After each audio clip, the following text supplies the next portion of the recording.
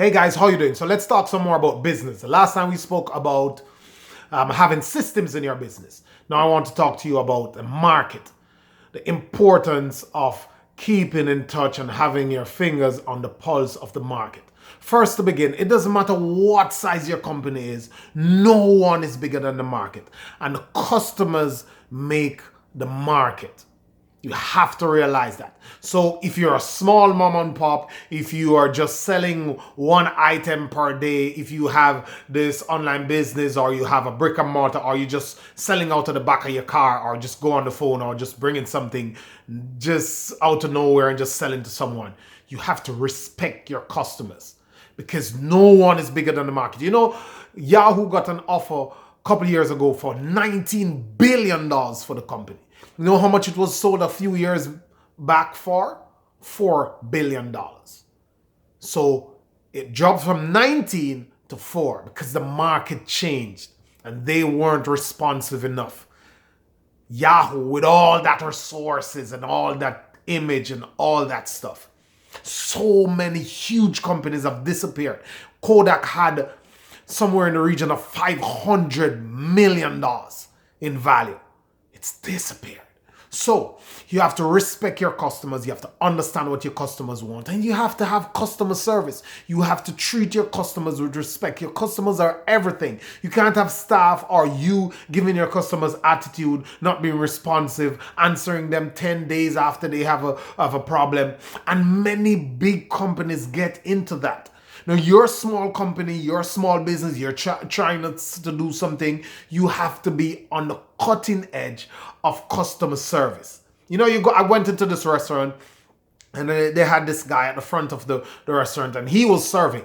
I don't know what he is, but he's just serving me. But first, he never made eye contact with me.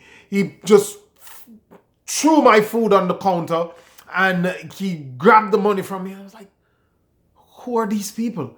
And then nobody's picking that up. And even if you make a complaint to someone who is not responsive to this, they think that their business is okay because they have this following. But you know what? The people who fail to realize how important something as simple as that is, although it's not simple, but something in the area of customer service, they're usually the ones who fail to recognize cash flow issues and who fail to recognize quality issues and their businesses fail. So you hear people say, oh, most small businesses fail. Well, because most small businesses don't want to do anything about customer service, about systems, about marketing, about finances. They don't stop to do that. So they're just using goods and services, exchanging goods and services for money, and they collect the money and they get some more goods and services and they exchange it again. And that cannot be any form of a sustainable business. Business has to be formal, it has to have systems, it has to have processes that you follow, that are duplicatable, that you do every day, that are in keeping with good practices and good principles of business, not just of the women fancy of somebody coming to open the store at 9, someone tomorrow morning it's at 9:03, the other day it's at 9:30, the other day it's at 9:51. No, it must have systems and you must respect your customers. Because I tell you what, there are 3 ways you can grow your revenue, like upfront ways. 1, you can increase the number of items, value of the items you sell. You can increase the number of transactions, or you can increase the number of people who buy. You can increase the number of products you sell per day. All 3 of those things are tied to your customers, to the market. Don't forget that.